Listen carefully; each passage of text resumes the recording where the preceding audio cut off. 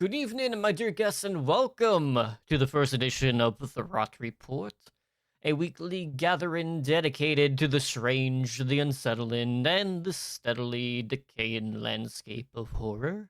Each week, we'll examine what has surfaced, whether it be films, games, announcements, or controversies that have been unfortunate enough to be made public. And occasionally, I'm sure we'll have something generally worth discussing here. Horror has always been an interesting thing to me. It evolves, it mutates, it survives far longer than expected, much like rot itself. So tonight, let us sift through the remains of the week, the good, the terrible, and maybe even the decisions made by studio execs who should not be trusted near any of our franchises. I will, of course, be judging all of it. You may offer your thoughts as well. You may disagree with me, defend poor films, and attempt to justify some of these questionable remakes. I encourage all the chaos that you may bring. So if you would please take your place, compose yourselves, and let us examine what the genre has dragged in this week. And again, for those unfamiliar, I am Ashcroft, and this is a Rot Report where the decay has only just begun. Mortal Kombat 2 has opened to $40 million domestically, which means that audiences have once again proven that they are willing to pay money to watch people remove each other's skeletons. I really respect the level of consistency there. Now, notably, that opening is significantly stronger than the 2021 film, which opened to $23 million domestically. And as of yesterday, Mortal Kombat 2 has already surpassed the last movie's entire theatrical run in the US. So clearly it seems that the audience has decided that they would, in fact, like more screaming ninjas on the big screen. Mortal Kombat remains fascinating because every adaptation exists in a strange state somewhere between generally entertaining and someone who has absolutely lost control of the script. And it seems that the critics have been divided, which for Mortal Kombat is honestly the most authentic outcome that you could possibly get.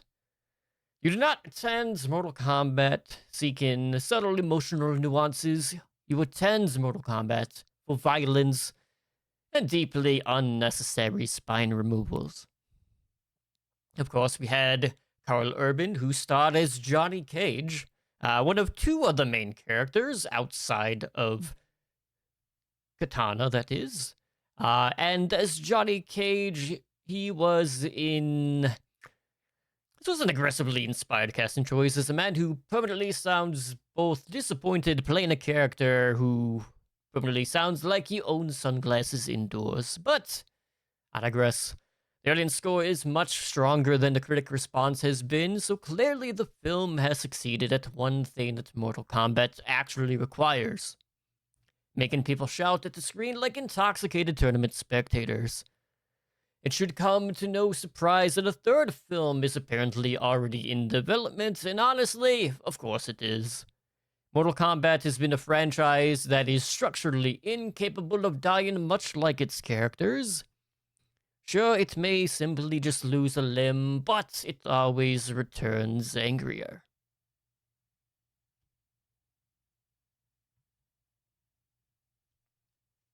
We've also gotten word that A Quiet Place Part 3 has officially begun filming, with the release planned for summer of 2027. Which, of course, you know what that means. Audiences everywhere may now begin to breathe very quietly in anticipation of the third movie of this trilogy. And honestly, I understand it. A Quiet Place remains one of the few modern franchises that's been built entirely around people finally learning when to stop talking. Which in itself is honestly a deeply unrealistic premise, but somehow they've made it work. Summer 2027 may still be some distance away, so naturally, The internet has already begun theorizing about plot details based entirely on the photograph of a production slate. I do admire that level of commitment. Of course, we can't have A Quiet Place without John Krasinski returning to direct yet again.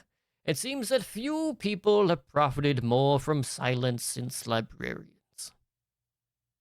I continue to enjoy the creatures of A Quiet Place conceptually. We are blind monsters that hunt purely through sound, which means that every character immediately becomes the loudest person alive. There's always some risk when it comes to continuing these horror franchises. Eventually someone begins explaining too much, and horror suffers tremendously when it becomes a PowerPoint. Still, the series has managed something so rare. It expanded its world without entirely destroying the tension that it brought.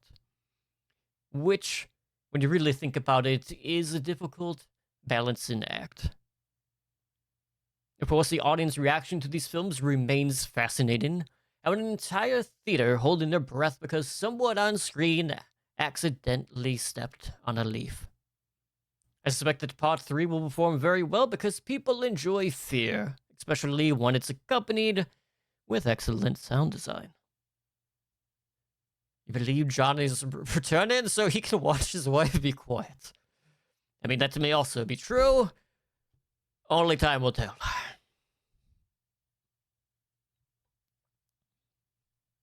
Blood Terrifier 4 will take place around New Year's Eve, which means that our beloved Art the Clown continues his legacy of being a seasonal tradition. Yes, he's already done Halloween, he's most recently done Christmas, and now he sets his sights on New Year's Eve. At this point, Art the Clown has become less a slasher villain and more a deeply aggressive Hallmark mascot. I have a deep appreciation for Damien Leone's commitment to refusing moderation. Every film in the Terrifier franchise has felt like someone asking, but what if we just took things further? And then somehow they continue to receive funding. But New Year's Eve should make for an excellent choice for horror. You have the crowds, you have the noise, you have plenty of intoxicated people making poor decisions, so I'm sure that Art the Clown will blend in beautifully. There's something uniquely upsetting about Art. This is a villain who doesn't monologue, he doesn't explain himself, he simply just arrives like violence itself became theatrical. There's also this obsession that the genre has with holidays.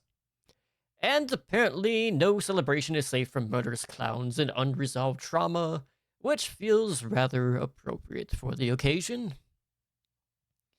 But for me, the truly fascinating part of the Terrifier franchise has been watching it grow. The entire cast has become horror convention mainstays, and Art continues to carve out his legacy as a true icon. Damien Leone has also teased more information regarding Art's origins, which honestly, if you really think about it, that can be a dangerous move, if only because villains can become less frightening once someone starts explaining them too much. But still, you can't deny that they've achieved something that is rare for this genre. Art the Clown feels generally unpredictable, and that's something that us as the audience have dearly missed.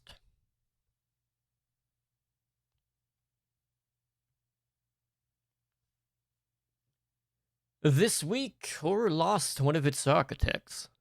Japanese author Koji Suzuki, the creator of Ring, has passed away at the age of 68. Whether people realize it or not, modern horror is shaped by this loss, and it's truly difficult to explain to younger fans just how much The Ring changed the game. Before that era, American horror was louder, it was faster, it was more aggressive, and then suddenly everyone became afraid of televisions and wet-haired women with unresolved issues.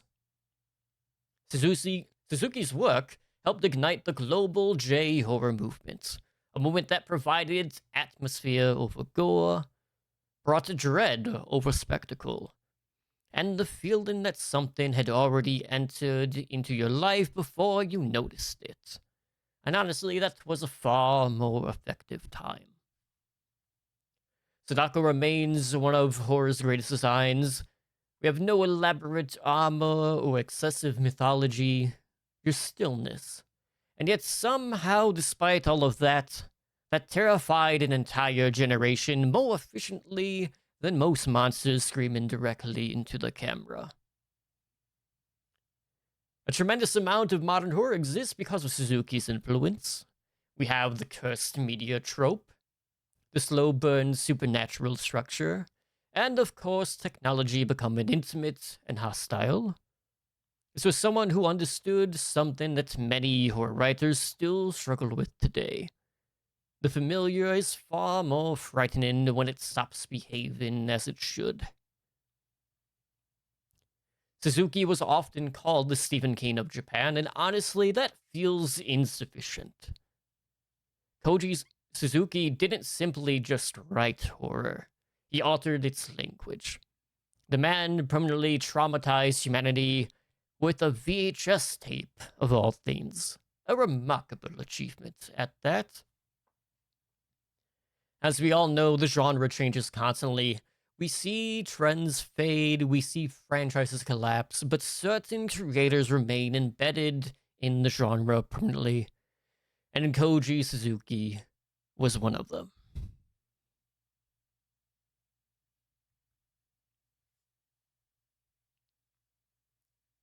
The long-awaited Crystal Lake television series from A24 and Peacock is officially premiering this October, which means that Jason Voorhees is once again being dragged from the lake for our very entertainment.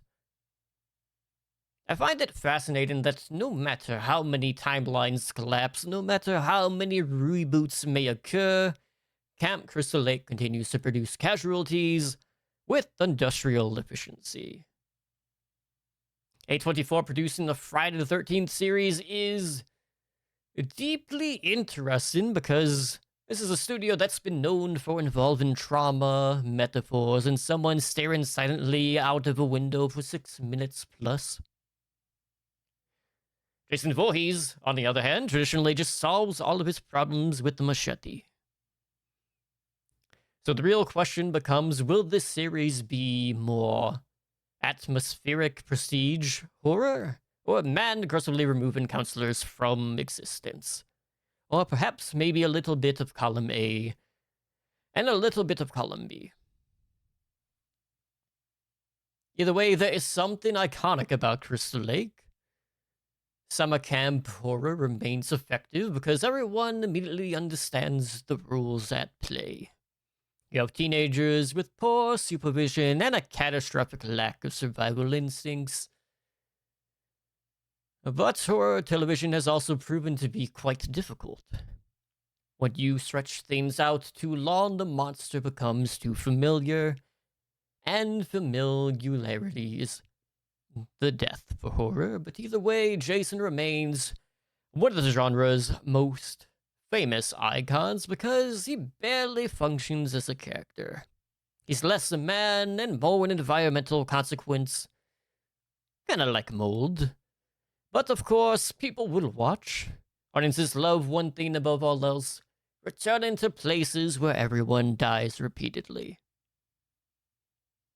This is a project I'm cautiously optimistic about, because if handled correctly, Crystal Lake could become generally unsettling again. And if handled incorrectly, well, if we're being honest with ourselves, we all know that Jason has survived far worse sequels at this point. I believe it will probably be a pre-show Tuesday or Thursday tradition when the time comes in the Discord. Starting in October, of course.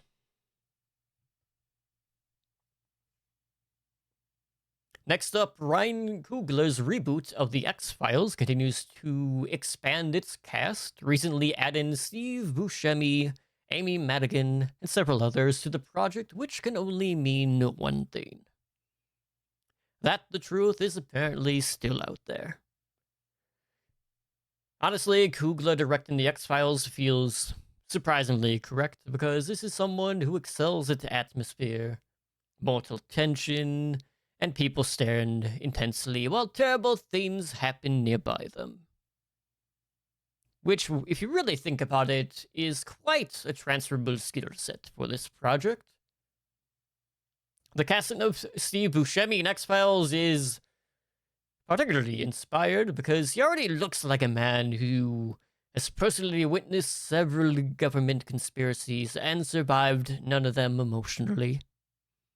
And overall, this cast is looking fantastic. Amy Madigan, Ben Foster, Davery Jacobs.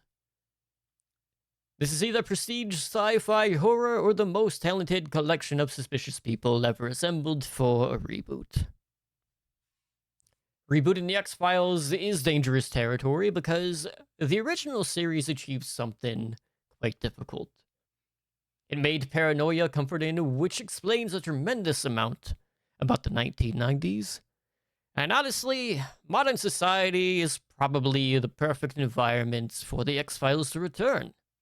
We have government distrust, digital surveillance, and people believe in increasingly unhinged things online.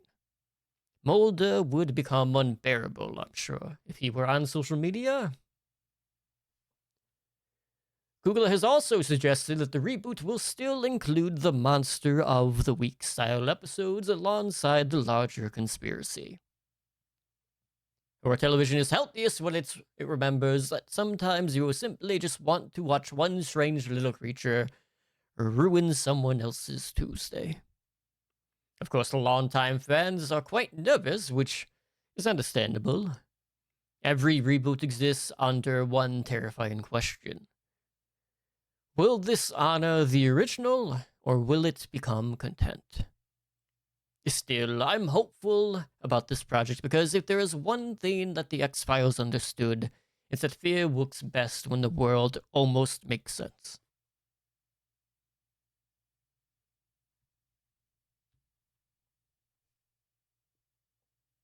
Pascal Laugier, the director of the new French extremity horror film Martyrs, is officially returning to the genre with a new vampire film titled Nocturnal, which of course means that audiences everywhere are currently reacting with equal parts excitement and concern.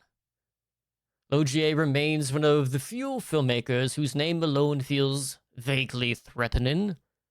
One does not simply casually say, "From the director of Martyrs." It functions more as a warning label than anything else.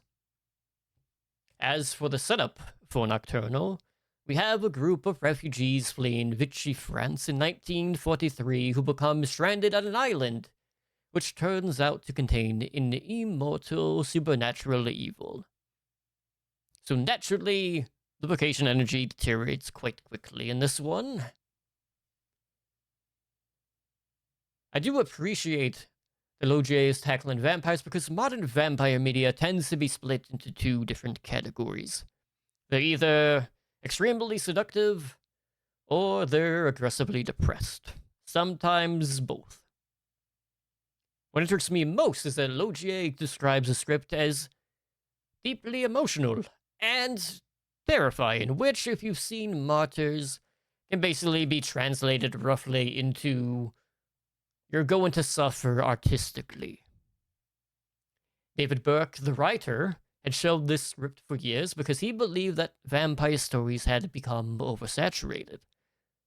Well, as we all found out firsthand, the entire entertainment industry immediately ignored that, or they just didn't get the memo. Either way, the audiences seem quite divided on this one. Half of them are saying, "Please make this as extreme as Martyrs was," while the other half is asking, "Can we please maybe just survive this one emotionally?" But honestly, I think it's time we're overdue for genuinely frightening vampires yet again. We don't need these wealthy nightclub philosophers or these emotionally conflicted supermodels. If there's anyone out there who can make vampires feel upsetting again, it's probably the man responsible for traumatizing an entire generation with Martyrs. who ushered in the new French extremity horror wave, which is both exciting and also deeply unfortunate.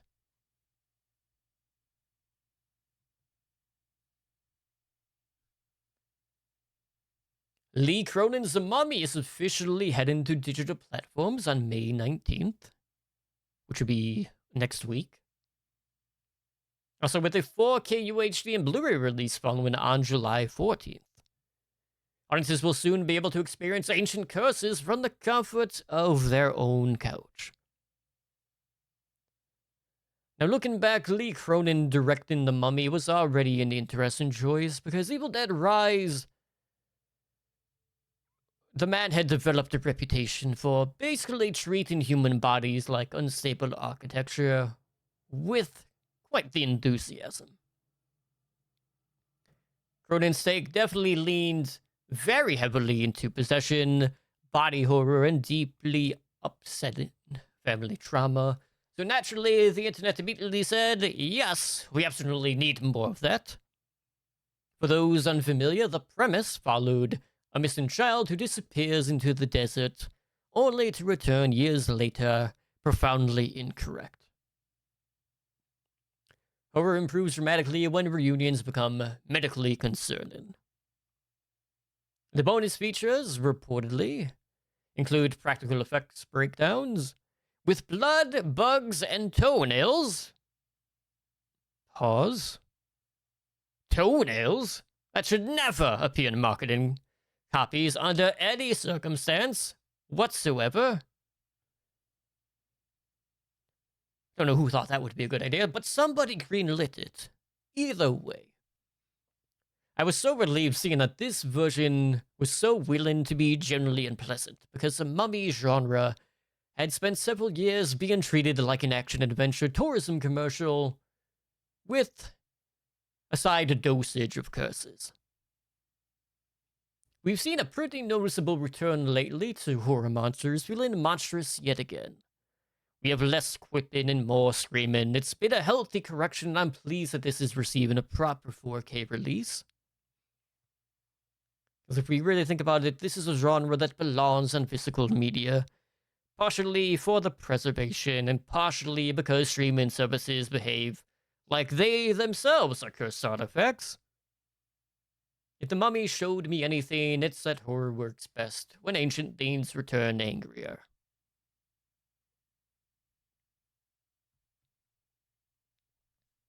And finally, we have an update on Twilight of the Dead. Kate Beckinsale has officially replaced Mila Jovovich in George A. Romero's long-developing zombie film Twilight of the Dead. So it seems that this eternal war between Underworld and Resident Evil has finally evolved into direct casting combat. I can understand the confusion about this. After all, Kate Beckinsale and Mila Jovovich occupy what is essentially the same cinematic ecosystem. They both have worn leather coats, they bring undead violence, and permanent exhaustion. These two feel like they were generated in the same laboratory. This project was conceived, of course, by George A. Romero himself as the concluding chapter of his zombie saga, so this project carries a lot of weight to it. Horror owes an uncomfortable amount to Romero. Without him, half the genre would simply be people jogging from vague problems that they're dealing with. The Paz brothers are now directing the film, having replaced Brad Anderson, so naturally everyone online has immediately began reacting with cautious optimism, which is the official emotion of our fandom. But I do quite admire zombie franchises, because they refuse to remain dead even when the films occasionally should. It shows a certain thematic commitment. The premise of this reportedly involves the last remnants of humanity trapped between evolving undead factions. So it just comes to show that, yet again, humanity has ignored every warning sign and civilization has collapsed exactly as it was expected to. Kate Beckinsale stepping into a Romero-style zombie film feels surprisingly correct. This is someone who has mastered the art of looking both simultaneously elegant and deeply tired of everyone around her. Which, those two things should be quite useful qualities during an apocalypse. Of course, the online response about this has been deeply entertaining to me. Half of them are celebrating while the other half are saying, just end it already. And after the last few entries, it's hard to argue that both statements aren't valid at this point. But still, I would much rather see Romero's final concept completed than left buried unfinished. The dead deserve conclusions too, you know? And so another week of horror draws to a close. Together, we have reviewed the remains, the announcements, the potential disasters, and the occasionally competent decisions, rare as though they may be. This is a genre that continues to evolve, sometimes beautifully, sometimes catastrophically, and often through sequels that no one requested, but I digress. Horror continues to be a resilient genre. There's comfort in it because no matter how strange the world may become, horror will always find a way to reflect it. Sometimes even too accurately. So to those of you who joined me tonight, who listened to argued and who defended objectively questionable films that are being made, you of course have my thanks. If you intend to return for the next report, follow ensures that you do not miss the next descent into cinematic decay. And should you continue supporting our revelry by subscribing to the channel, I will continue suffering through the news on your behalf. The weekends, the headlines may fade, but the rot still remains, as it always does. Until next time, fiends, I hope you stay observant and do try not to trust anything that is labeled as a reboot.